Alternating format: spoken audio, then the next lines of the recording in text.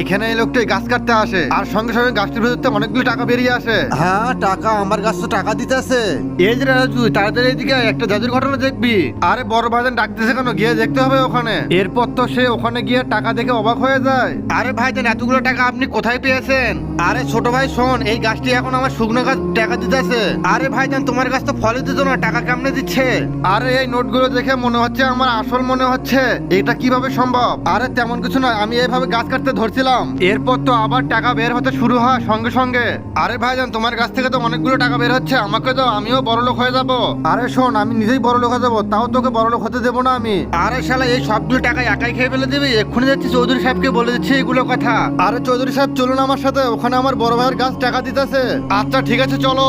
এরপর চৌধুরী সাহেব গাছটা আঘাত করতে তো টাকা বেরিয়ে আসে অনেকগুলি। এই যে শোন, আমি এই গাছটি নেবো, তুই কত টাকা নেবে এই গাছটির দাম? আমি এই গাছটি বেচবো না, তুমি যদি নাও তাহলে এই জমি আমাদের পুরো জমি লিখে দিতে হবে আমার নামে। তার আগে দেখবো কে কে শতানকারী আল্লাহকে ভালোবাসে।